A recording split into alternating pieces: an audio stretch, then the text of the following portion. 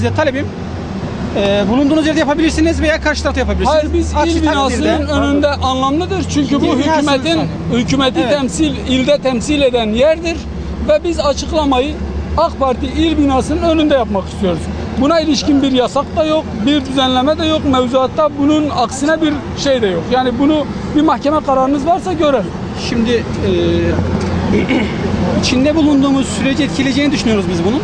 Ve dolayısıyla şu anda durmanızla süreç etkileniyor. Eğer niyetiniz, ben size niyetinizi söyleyeyim ben size. Niyetiniz, sizin niyetiniz komisyonu raporunun kabul edilmesi olduğu için bu süreçle bir alakası yok. Tamam. Biz sadece bu raporun kabul edilmesi açıklamamızı yapıp tamam. Sizin niyetiniz basın açıklaması yapmak mı? Evet. Tamam. Zaten şu an basın burada, açıklamanızı yapın. Evet, şu anda benim en demokratik hakkımı engellemek gibi bir şeyiniz yok. Hayır, kesinlikle engellemiyorum. Basın açıklaması yapabilirsiniz. İfade özgürlüğüne bir engel, yani ben burada açıklama yapılamaz diye bir düzenleme mi var? Şöyle, şimdi yakında bir düzenleme olacak. Doğrudur. Parti binalarının önünde bir açıklama yapılamaz diye bir düzenleme var mı? Belli illerde böyle bir düzenleme var. Biz açıklamamızı orada yapacağız. Orada kusura bakmayın. Bakın biz bu çelengi yaptırmışız. Bu çelengin anlamı var. Yani siyah çelenk partinin önüne koymamızın bir anlamı var. Bu raporun ne kadar yersiz bir rapor olduğunu vurgulamak açısından, ne kadar yerinde bir rapor olmadığını vurgulamak açısından böyle bir çalışmamız var. Ve biz bu eylemi yapacağız. Bunu duyurmanın birçok yolu var arkadaşlar.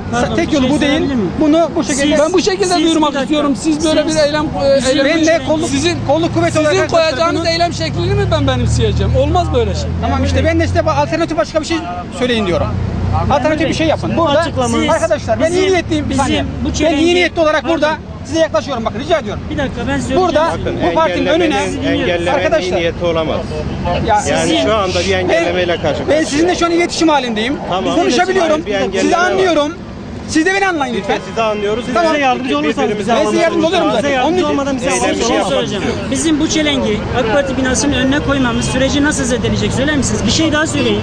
Bu süreci başlatan organizatörlerden birisiyiz. Heyeti Peki'nin elindeki esirleri almaya gidenlerden birisi Genel Başkan Yardımcısı Selahattin Çoban burada. Sizin burada yani bu sürece zarar verebilirsiniz demeniz bile mazlumlara bir ithamdır ve buraya destek için gelen arkadaşlara. Biz burada binanın önüne bomba koymayacağız. Bir tane yapmış olduğumuz bir çelengi koyup 3 satır bir şey okuyacağız. Biz de onun kurtulsun istiyoruz. Demokratik basın kullanımını resmen engelliyor, suç işliyorsun. Bakın, eğer ben size müsaade etmeyeceğim. Engel çıkarırsanız biz yürürüz. Bakın, harbide çıkmasın, biz ben söylüyorum. güzellikle açıklamamızı yapar ayrılırız.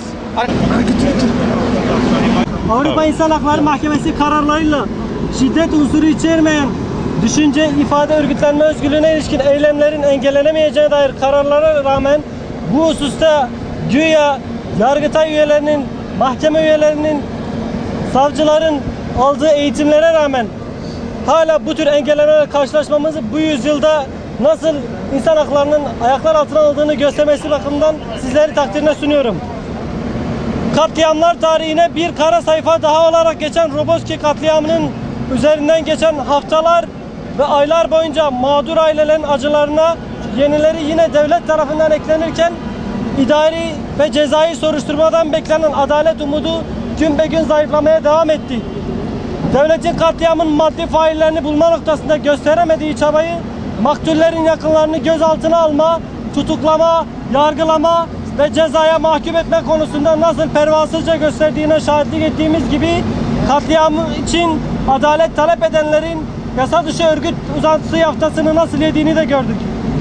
Meclis İnsan Hakları Komisyonu Uludere Alt Komisyonu'ndan dahi raporun hazırlık aşamasında bazı bilgilerin yine devlet eliyle gizlenmesi, ilerleyen aşamalarda komisyon üyeleri arasında görüş farklılıklarının ortaya çıkması, rapordan beklenen adalet ümidini de zayıflatmışken, faillerin tespit edilemediği, katliamın kasten yapıldığına dair herhangi bir bulguya ulaşılamadığı tespitlerini içeren raporun açıklanması ile duyarlı insanların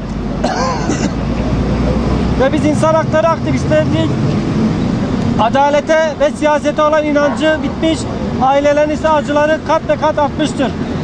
Nihayetinde objektif olmaktan uzak, katliamı örtbas edip faillerini aklayan raporun Meclis İnsan Hakları Komisyonu'nda tartışılıp kabul edilmesi, 24 Ocak 2012'de Başbakanın katliamla ilgili olarak Ankara'nın karanlık dehlizlerinde kaybolmayacağına dair sözlerinin samimiyetten ne kadar uzak, günü kurtarmaya yönelik beyanlar olduğunu göstermiştir.